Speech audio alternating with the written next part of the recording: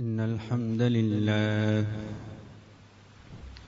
نحمده ونستعينه ونؤمن به ونتوكل عليه ونعوذ بالله من شرور أنفسنا ومن سيئات أعمالنا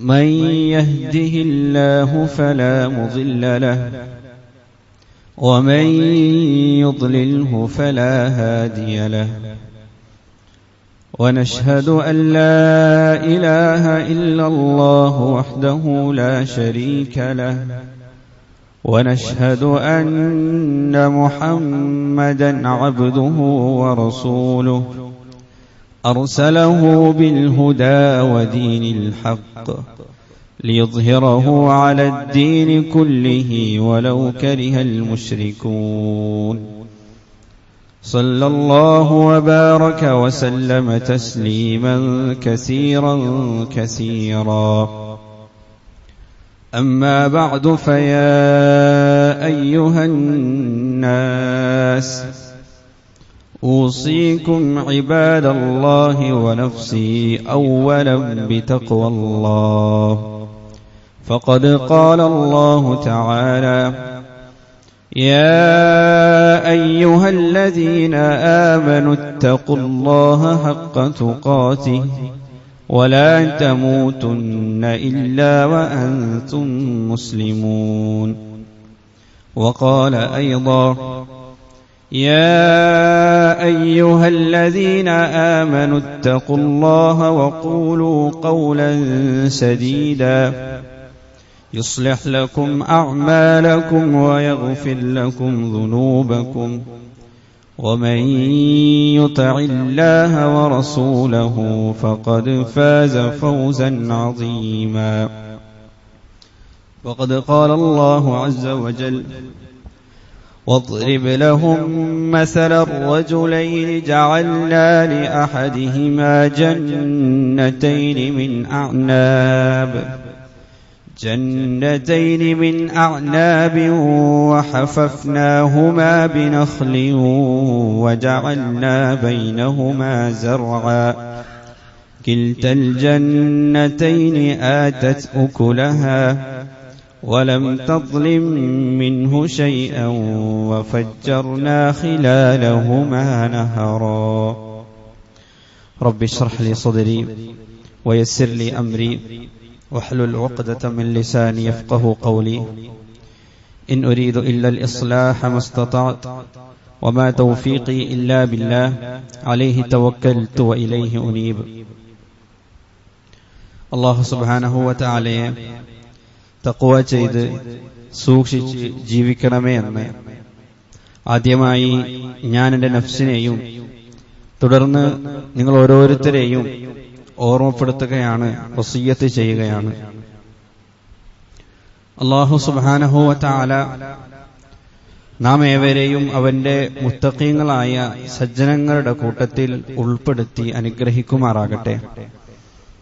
നമ്മിൽ നിന്ന് സംഭവിച്ചു പോയിട്ടുള്ള പിഴവുകളും പോരായ്മകളും തെറ്റുകുറ്റങ്ങളും അവൻ അവന്റെ കരുണ കൊണ്ട് വിട്ടുവീഴ്ച ചെയ്ത് അനുഗ്രഹിക്കുമാറാകട്ടെ.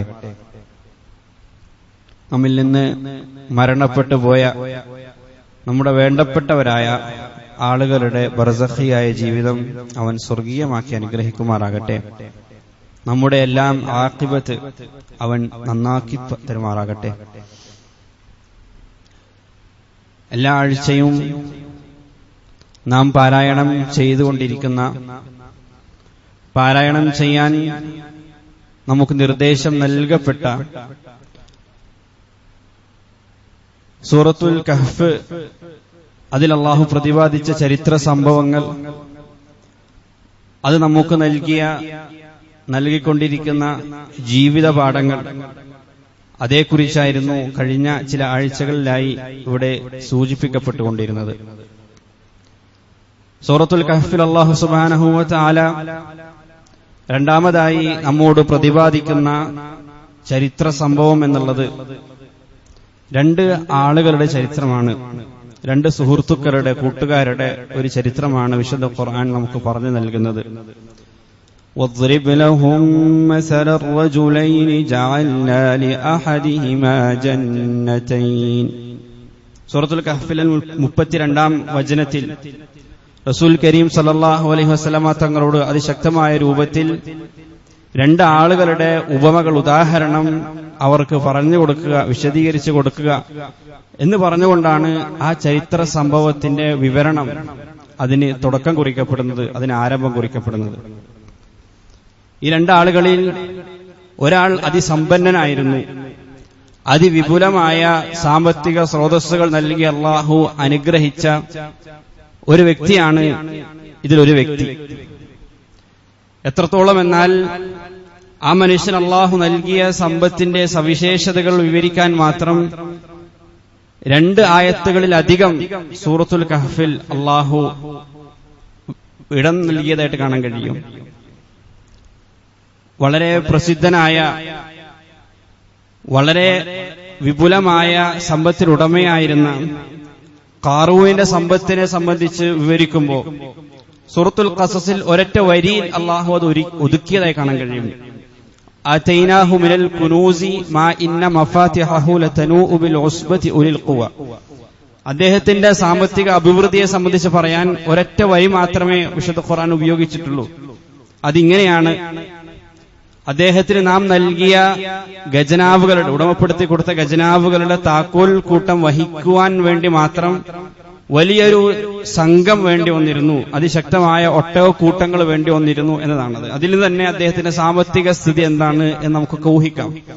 പക്ഷെ അതിൽ നിന്ന് വ്യത്യസ്തമായി, വിഭിന്നമായി സൂറത്തുൽ കഹ്ഫിൽ അല്ലാഹു പ്രതിപാദിച്ച ഈ വ്യക്തിയുടെ സാമ്പത്തിക വിവരണങ്ങൾ, അദ്ദേഹം ഉടമപ്പെടുത്തിയിരുന്ന സ്വത്ത് വകയുടെ വിവരണങ്ങൾ, വിശേഷണങ്ങൾ, സവിശേഷതകൾ ഇത്തിരി വിശദമായി തന്നെ അള്ളാഹു നമുക്ക് വിവരിച്ചു നൽകുകയാണ്.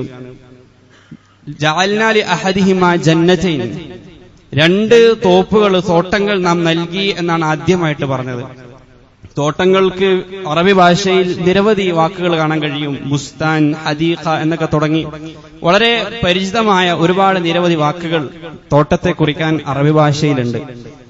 എന്നാൽ ജന്നത്ത് എന്നത് അതിൽ നിന്നൊക്കെ വ്യത്യസ്തമാണ്. കാരണം ഒരു തോട്ടത്തെ ജന്നത്ത് എന്ന് വിളിക്കുന്നത് അത് അത്രമാത്രം ഫലഭൂയിഷ്ഠവും ഫലപ്രദവും, അത് തിങ്ങി നിബിഡമായിരിക്കുന്ന, തണലേകുന്ന, അങ്ങേറ്റം ഭംഗിയുള്ള, അരുവികളുള്ള, കണ്ണിന് കുളിർമ നൽകുന്ന, മനസ്സിന് ആശ്വാസം പകരുന്ന തോട്ടങ്ങൾക്ക് മാത്രമാണ് ജന്നത്ത് എന്ന് പ്രയോഗിക്കുക. അതുകൊണ്ട് തന്നെയാണ് സ്വർഗത്തെ സൂചിപ്പിക്കാൻ പോലും വിശുദ്ധ ഖുർആൻ ഈ ഒരു പദം തിരഞ്ഞെടുത്തത്.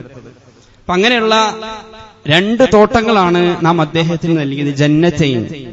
അത് വെറും തോട്ടങ്ങളല്ല, ജന്നതൈൻ മിൻ അഅനാബ്, മുന്തിരിത്തോപ്പുകളാണ് നാം അദ്ദേഹത്തിന് നൽകിയത്, വൈൻയാർഡുകളാണ് നാം അദ്ദേഹത്തിന് നൽകിയത്. മുന്തിരിത്തോപ്പുകൾക്ക് ചില പ്രത്യേകതകളുണ്ട്. അത് സാധാരണക്കാരായ ആളുകൾക്ക് അതിനെ പരിചരിക്കാനോ അതിലെ കൃഷിയുമായി മുന്നോട്ടു പോകാനോ ഒരിക്കലും സാധിക്കുമായിരുന്നില്ല. കാരണം അതിസമ്പന്നരായ, അതിശക്തമായ സാമ്പത്തിക ബാക്കപ്പുള്ള, പിൻബലമുള്ള ആളുകൾക്ക് മാത്രം ഉടമപ്പെടുത്താൻ സാധിച്ചിരുന്ന ഒരു മേഖലയായിരുന്നു മുന്തിരിത്തോപ്പുകൾ, വൈൻയാർഡുകൾ എന്നുള്ളത്. അതുകൊണ്ട് തന്നെ സാമ്പത്തിക സുസ്ഥിരതയുടെയും സമ്പന്നതയുടെയും ആർഭാടത്തിന്റെയും ഒക്കെ ഒരു ലക്ഷണമായി പ്രാചീന കാലം മുതൽക്ക് തന്നെ മുന്തിരിത്തോപ്പുകൾ ഉപയോഗിക്കപ്പെട്ടതായിട്ട് നമുക്ക് കാണാൻ കഴിയും. കാരണം ചില കൃഷിയെ സംബന്ധിച്ച് നമുക്കറിയാം, അതിന് ആദ്യഘട്ടത്തിൽ വലിയ പരിചരണം ആവശ്യമായിട്ട് വരും. പക്ഷെ ഒരു ഘട്ടം കഴിഞ്ഞാൽ വളരെ ചെറിയൊരു പരിചരണം മാത്രമേ അതിനാവശ്യമായിട്ട് വരികയുള്ളൂ, അത് തനിയെ വളർന്നു പന്തലിക്കും. പക്ഷെ മുന്തിരിത്തോപ്പുകളുടെ പ്രത്യേകത എന്നുള്ളത് അതിന് നിരന്തരമായ പരിചരണം അത് ആവശ്യമാണ്. എന്നും അതിനെ പരിചരിച്ചുകൊണ്ടേയിരിക്കണം, വളരെ സൂക്ഷ്മമായി അതിനെ നിരീക്ഷിച്ചുകൊണ്ടേയിരിക്കണം. സ്വയം നിലനിൽക്കാനുള്ള കഴിവ് പോലും ഇല്ലാത്ത ഒന്നാണ് മുന്തിരിത്തോപ്പുകളുടെ മുന്തിരിവള്ളികൾ എന്നുള്ളത്. മുന്തിരിത്തോട്ടങ്ങൾ സന്ദർശിച്ചു കഴിഞ്ഞാൽ നമുക്കത് വളരെ കൃത്യമായി നമുക്ക് ബോധ്യമാകും. അതുകൊണ്ട് തന്നെ ഈ മുന്തിരിത്തോട്ടങ്ങളെ നോക്കാനും അതിനെ പരിപാലിക്കാനും നിരവധി ആളുകളെ, അതിനുവേണ്ടി ജോലിക്കാരെ നിയമിക്കേണ്ട ആവശ്യം വന്നിരുന്നു.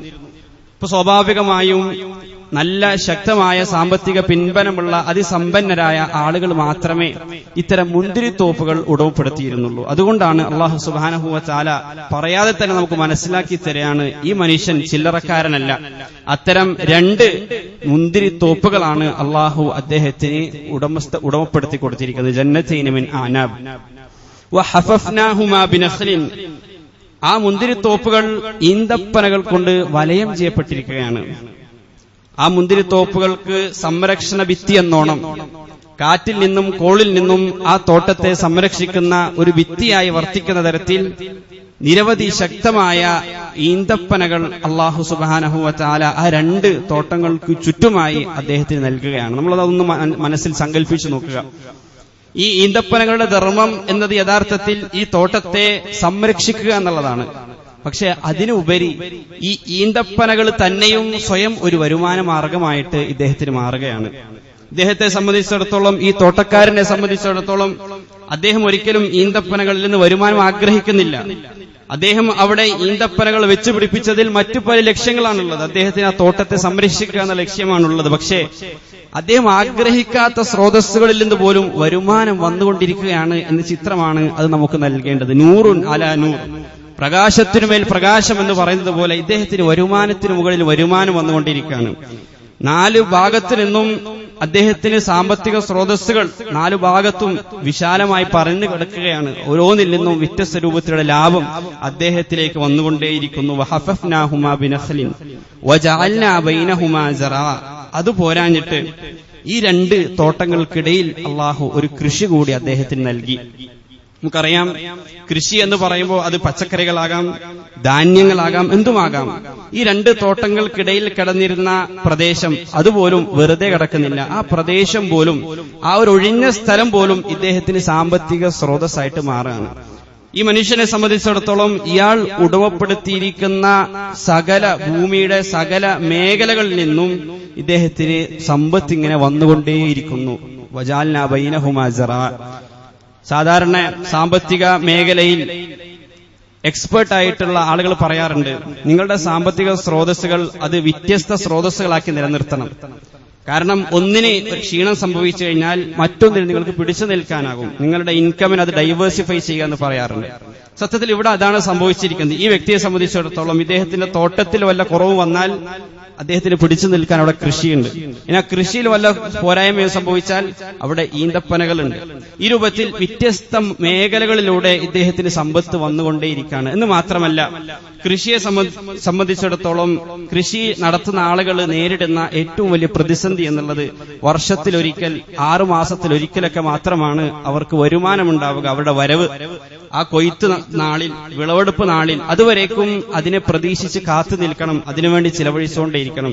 എന്നാൽ ഈ മനുഷ്യനെ സംബന്ധിച്ചിടത്തോളം തഫ്സീറുകളിൽ കാണാം, ഈ രൂപത്തിൽ വിവിധ തോട്ടങ്ങളും വിവിധ കൃഷിയിടങ്ങളും ഈന്തപ്പനകളും എല്ലാം ഉടമപ്പെടുത്തിയത് എല്ലാ മാസങ്ങളും ഇദ്ദേഹത്തിന് കൊയ്ത്ത് നാളുകളാണ്. എല്ലാ ദിവസവും ഇദ്ദേഹത്തിന് വിളവെടുപ്പ് ദിവസങ്ങളാണ്. എന്നും സമ്പത്ത് ഇങ്ങനെ വന്നുകൊണ്ടേയിരിക്കുന്നു. വ്യത്യസ്ത മേഖലകളിൽ നിന്ന് സമ്പത്ത് വന്നുകൊണ്ടേയിരിക്കുന്നു. ഇത് നമ്മുടെ ഇന്ന് നിലനിൽക്കുന്ന ഏതെങ്കിലും ഒരു ബിസിനസ്സുമായിട്ട് ഇതിനെ നമ്മൾ സാദൃശ്യപ്പെടുത്തി വേണം മനസ്സിലാക്കാൻ. കൃഷിയിൽ നേരിടുന്ന മറ്റൊരു പ്രശ്നം, കിൽത്തൽ ജന്നത്തൈനി ആതത് ഉകുലഹ വലം തദ്ലിം മിൻഹു ഷൈഅ. കൃഷിയിൽ സാധാരണ നേരിടുന്ന ആളുകൾ നേരിടുന്ന മറ്റൊരു പ്രശ്നം, അത് വിളവെടുത്തു കഴിഞ്ഞാൽ അതിൽ കുറച്ചൊക്കെ ഭക്ഷ്യയോഗ്യമല്ലാത്തതായിട്ടുണ്ടാകും, വേസ്റ്റ് ആയിട്ട് മാറും. പക്ഷേ ഈ തോട്ടക്കാരന്റെ പ്രത്യേകത, കിൽത്തൽ ജന്നത്തൈനി ആതത് ഉകുലഹ.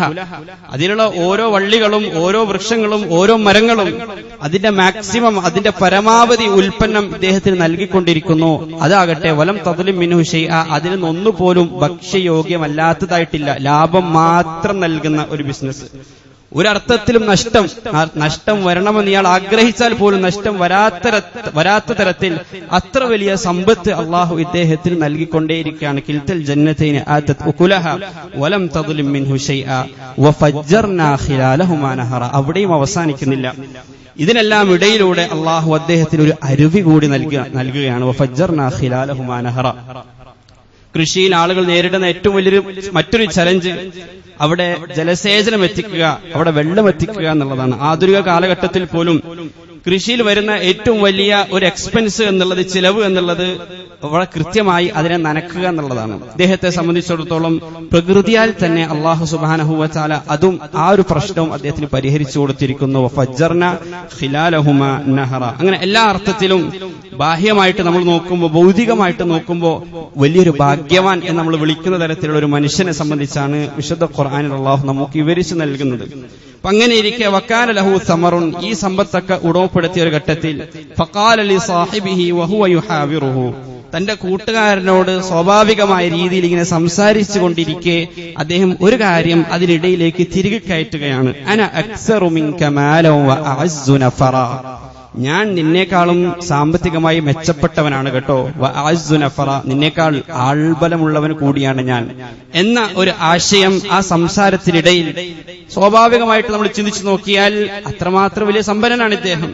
ഈ ഒരു ആശയം ഈ മനുഷ്യനിലേക്ക്, തന്റെ കൂട്ടുകാരനിലേക്ക് അദ്ദേഹം കൂട്ടുകാരന്റെ മനസ്സിലേക്ക് ഇട്ടുകൊടുക്കുകയാണ്. ഞാൻ ചില്ലറക്കാരനല്ല, ഞാൻ നിന്റെ കൂടെ കൂട്ടുകൂടി എന്നതൊക്കെ ശരിയാണ്, നീയുമായി ബന്ധം വെച്ച് പുലർത്തുന്നുണ്ട് എന്നതൊക്കെ ശരി തന്നെ. പക്ഷേ അന അക്സറു മിൻക മാലൻ വ അഅസ്സു നഫറ, വിശുദ്ധ ഖുർആനിൽ അല്ലാഹു സുബ്ഹാനഹു വ തആല സൂറത്തുൽ കഹ്ഫിൽ എല്ലാ ആഴ്ചയും പാരായണം ചെയ്യുന്ന ഒരു സൂറത്തിൽ ഇത് ഉൾപ്പെടുത്തിയെന്നത് സത്യത്തിൽ ഇന്നും ഈ സംസാരം നമ്മിൽ നടന്നുകൊണ്ടിരിക്കുന്നു എന്നുള്ളത് കൊണ്ടാണ്. അത് സംസാര രൂപത്തിൽ മാത്രമായിരിക്കണമെന്നില്ല, ചില പ്രവൃത്തിയിലൂടെയും നമ്മൾ പറഞ്ഞുകൊണ്ടിരിക്കുന്നുണ്ട്. അന അക്സറു മിൻക മാലൻ വ അഅസ്സു നഫറ, ഞാൻ നിങ്ങളെക്കാൾ സാമ്പത്തിക ശക്തിയുള്ളവനാണ്, ഞാൻ നിങ്ങളെക്കാൾ ആദരിക്കപ്പെടുന്നവനാണ്, ഞാൻ നിങ്ങളെക്കാൾ സ്ഥാനമാനങ്ങളുള്ളവനാണ് എന്ന് നാം നമ്മുടെ പ്രവൃത്തിയിലൂടെ, ചെയ്തിയിലൂടെ പറഞ്ഞുകൊണ്ടിരിക്കുന്നുണ്ട്. സാമ്പത്തിക വിദഗ്ധർ പറയാറുണ്ട്, സമ്പത്തിലൂടെ ഒരാൾക്ക് ലഭിക്കുന്ന സന്തോഷത്തിന് ചില ലിമിറ്റേഷൻസ് ഉണ്ട്. വളരെ ബേസിക് ആയിട്ടുള്ള കാര്യങ്ങളൊക്കെ പൂർത്തീകരിക്കപ്പെട്ട് കഴിഞ്ഞാൽ പിന്നെ സാമ്പത്തികമായി അഭിവൃദ്ധി നേടിയ ആളുകളുടെ ഒരു സുഖം എന്നുള്ളത് ഈ സമ്പത്ത് മറ്റുള്ള ആളുകളുടെ മുന്നിൽ പ്രദർശിപ്പിക്കുക എന്നതിലൂടെയാണ്. അത് ഞാൻ ഉപയോഗിക്കുന്നു, ഞാൻ ആസ്വദിക്കുന്നു എന്നതിനപ്പുറത്തേക്ക് ഇത് ലഭിച്ചിട്ടില്ലാത്ത ആളുകളിൽ നിന്ന് ഇതുമായി ബന്ധപ്പെട്ട ചില അംഗീകാരങ്ങൾ എനിക്ക് ലഭിക്കണം എന്ന് ഇവരും അതിയായി ആഗ്രഹിക്കും. അതിദയനീയമായി അതിനുവേണ്ടി ആഗ്രഹിക്കും.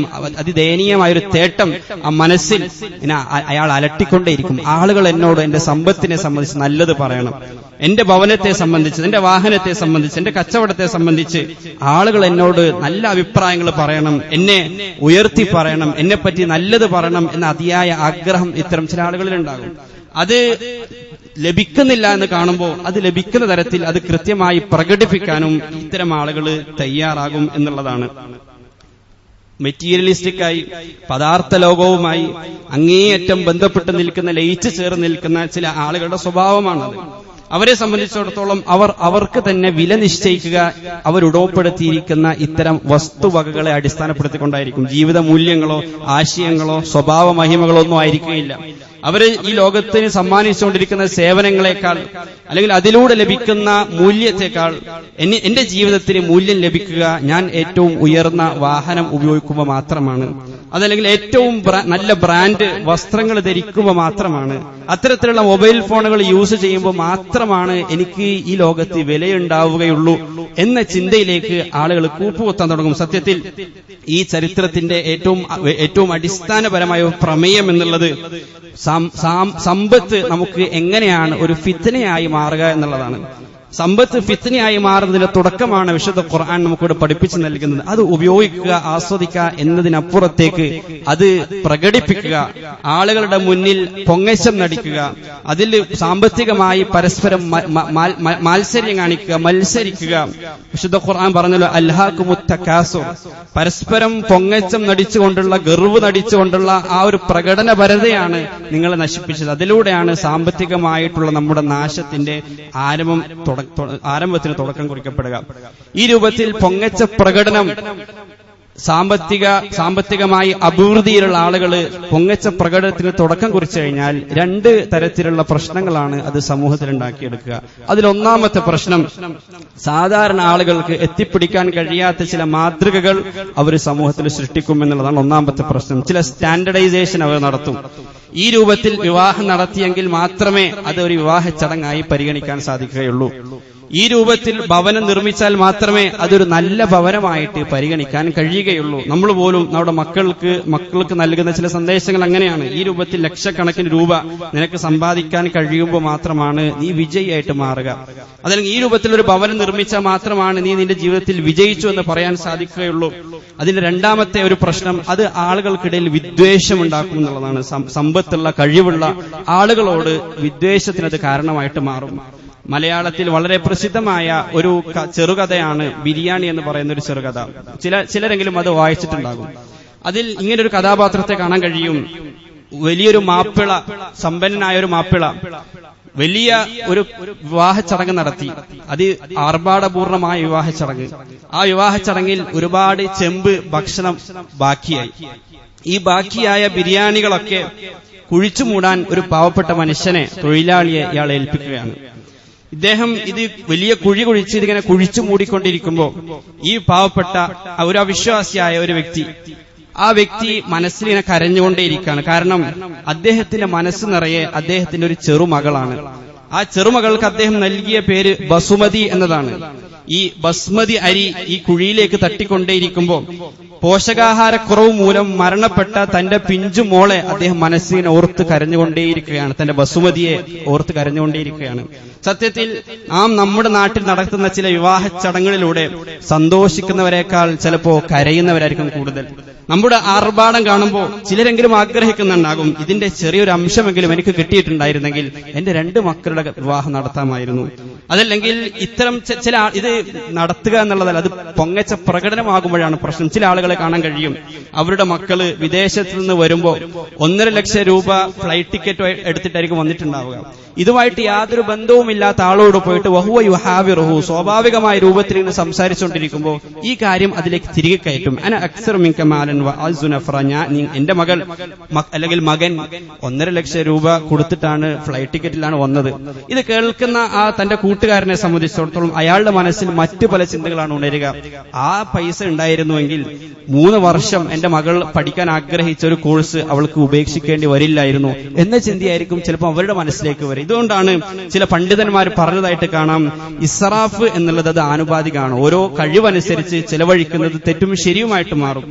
100 കോടി ആസ്തിയുള്ള ഒരു മനുഷ്യനെ സംബന്ധിച്ചിടത്തോളം 50 ലക്ഷം ചെലവാക്കുന്നത് ചിലപ്പോൾ അയാളെ സംബന്ധിച്ചിടത്തോളം തെറ്റായിരിക്കുകയില്ല. പക്ഷേ അത് സമൂഹത്തിൽ ഉണ്ടാക്കുന്ന മാറ്റങ്ങളെ സംബന്ധിച്ച് അവർ അങ്ങേയറ്റം ബോധവാന്മാരായിരിക്കണം. ഞാൻ ഈ ചെയ്യുന്ന പ്രവൃത്തി മറ്റുള്ള ആളുകൾക്ക് സമ്മർദ്ദമായിട്ട് മാറുമെന്നുണ്ടെങ്കിൽ അതിൽ നിന്ന് മാറി നിൽക്കലാണ് ഏറ്റവും അഭികാമ്യം, ഏറ്റവും മാന്യമായ രൂപത്തിൽ നമ്മൾ കാര്യങ്ങൾ നടത്തുക എന്ന് ചില പണ്ഡിതന്മാർ പറഞ്ഞു വെച്ചതായിട്ട് കാണാം. അന അക്സറു മിൻക മാലൻ വ അഅ്സു നഫറ, അതാണ് അല്ലാഹു സുബ്ഹാനഹു വ തആല ഇതിലൂടെ നമുക്ക് കാണിച്ചിരുന്നത്. ചില ആളുകൾ എന്നും ഈ രൂപത്തിലുള്ള പ്രകടനപരതയ്ക്ക് വലിയ പ്രാമുഖ്യം കൽപ്പിക്കും. വദഖല ജന്നതഹു വഹുവ ളാലിമുൻ ലിനഫ്സി, ശേഷം ഈ ഒരു മനോഭാവവുമായി ഈ മനുഷ്യൻ തന്റെ തോട്ടത്തിലേക്ക് പ്രവേശിക്കുകയാണ്. ഖാല മാ അദുന്നു അൻ തബീദ ഹാദിഹി അബദ, ഈ ഒരു മനോഭാവത്തോടുകൂടി തന്റെ സ്വത്ത് വകകളിലേക്കും സാമ്പത്തിക സ്രോതസ്സുകളിലേക്കും നോക്കിയപ്പോൾ അദ്ദേഹം പറഞ്ഞു പോവാണ്, മാ അദുന്നു അൻ തബീദ ഹാദിഹി അബദ, ഇതൊരിക്കലും നശിച്ചു പോകും എന്ന് ഞാൻ കരുതുന്നില്ല. കാരണം എന്തുകൊണ്ടാണ്? അദ്ദേഹം അള്ളാഹുവിനെ ചിത്രത്തിൽ നിന്ന് മാറ്റി നിർത്തിയിട്ടുണ്ട്. അസ്ബാബുകളിലേക്ക് നോക്കിയപ്പോ, കാര്യകാരണങ്ങളിലേക്ക് നോക്കിയപ്പോ എല്ലാം കൃത്യമാണ്. നദി ഒഴുകുന്നു, വളരെ ഫലഭൂയിഷ്ടമായിട്ട് അവിടെ തോട്ടങ്ങളുണ്ട്. ഇത് നശിക്കാനുള്ള ഒരു കാരണവും അദ്ദേഹം കാണുന്നില്ല. അപ്പൊ സ്വാഭാവികമായിട്ട് അദ്ദേഹം പറയണം, എന്റെ ഇൻവെസ്റ്റ്മെന്റ് വളരെ കൃത്യമാണ്, എന്റെ പ്ലാനിങ്ങൾ വളരെ ബ്രില്യന്റ് ആണ്, അതുകൊണ്ട് ഇതൊരിക്കലും തെറ്റിപ്പോകും, ഞാൻ ദരിദ്രനാകും എന്ന് ഞാൻ ഒരിക്കലും കരുതുന്നില്ല. മാ അദുന്നു അൻ തബീദ ഹാദിഹി അബദ, ഈ അവസ്ഥ മാറി മറിയും എന്ന് ഞാൻ ഒരിക്കലും കരുതുന്നില്ല. വമാ അദുന്നു സ്സാഅത ഖായിമ, പരലോകം വരും, അതിൽ ഖിയാമത്ത് നാൾ സംഭവിക്കുമെന്നും ഞാൻ അങ്ങനെ അങ്ങോട്ട് വിശ്വസിക്കുന്നില്ല. അങ്ങേയറ്റം ഭൗതിക ഭ്രമം നമ്മെ ബാധിച്ചു കഴിഞ്ഞാൽ നമ്മെ ബാധിക്കുന്ന മറ്റൊരു പ്രശ്നമാണത്. പരലോകത്തെ സംബന്ധിച്ച് പറയുമ്പോൾ, മരണത്തെ സംബന്ധിച്ച് പറയുമ്പോൾ, വിചാരണയെ സംബന്ധിച്ച് പറയുമ്പോൾ ആ പറയുന്ന ആളോട് പുച്ഛം കൂടുമെന്നല്ലാതെ അത് വളരെ നിരർത്ഥകമായ, അതല്ലെങ്കിൽ ആ അർത്ഥത്തിൽ കാലിക പ്രസക്തമല്ലാത്ത വിഷയങ്ങളായിട്ട് നമുക്ക് തോന്നിത്തുടങ്ങുമെന്നതാണ്. നമ്മൾ ഭൗതികമായിട്ട് നമ്മുടെ ഹൃദയം ഈ ലോകവുമായിട്ട് അങ്ങേയറ്റം അറ്റാച്ച്ഡ് ആയി കഴിഞ്ഞാൽ, അതുമായി ഇഴകിച്ചേർന്ന് കഴിഞ്ഞാൽ നമ്മുടെ ഹൃദയം നമ്മുടെ ഹൃദയത്തിന് ബന്ധമില്ലാത്ത അപരിചിതമായ പരലോകത്തെ സംബന്ധിച്ചും വിചാരണ വേളയെ സംബന്ധിച്ചൊക്കെ പറയുമ്പോൾ അത് കേൾക്കാൻ അത്തരം ആഗ്രഹം അവർക്ക് ഉണ്ടാവുകയില്ല. മരണത്തെയും അവർ ആഗ്രഹിക്കുകയില്ല. വല ഇറുദിത്തു ഇലാ റബ്ബി ലഅജിദന്ന ഖൈറൻ മിൻഹാ മുൻഖലബ, ശേഷം ഈ മനുഷ്യൻ പറയാണ്, ഇനി ഞാൻ മരിക്കണമെന്ന് ആഗ്രഹിക്കുന്നില്ല, പക്ഷേ വല ഇറുദിത്തു ഇലാ റബ്ബി, ഇനി എങ്ങാനും ഞാൻ എന്റെ റബ്ബിലേക്ക് മടക്കപ്പെടുകയാണെങ്കിൽ ലഅജിദന്ന ഖൈറൻ മിൻഹാ മുൻഖലബ, ഇതിനേക്കാൾ നല്ലത് എന്റെ റബ്ബ് എനിക്ക് പകരം നൽകും എന്നതാണ്. വളരെ അപകടകരമായ, നാം ഓരോരുത്തരെയും ഇന്ന് ബാധിച്ചുകൊണ്ടിരിക്കുന്ന ഒരു തെറ്റിദ്ധാരണയാണ് വിശുദ്ധ ഖുർആനിൽ ഈ ഒരു വാക്കിലൂടെ, ഇദ്ദേഹത്തിന്റെ ഈ സംസാരത്തിലൂടെ അല്ലാഹു സുബ്ഹാനഹു വ തആല നമുക്ക് പഠിപ്പിച്ചു നൽകുന്നത്. അഥവാ എനിക്ക് അല്ലാഹു ഇവിടെ ഈ സാമ്പത്തിക സ്രോതസ്സുകളൊക്കെ നൽകിയത്, പ്രത്യേകിച്ച് ഈ മനുഷ്യനെ സംബന്ധിച്ചിടത്തോളം മറ്റു തോട്ടങ്ങളിൽ നിന്ന് വ്യത്യസ്തമായ തോട്ടമാണ് അല്ലാഹു എനിക്ക് നൽകിയത്. പ്രകൃതിയാൽ തന്നെ എന്റെ പ്രശ്നങ്ങളെല്ലാം അല്ലാഹു പരിഹരിച്ച് നൽകിയിരിക്കുന്നു.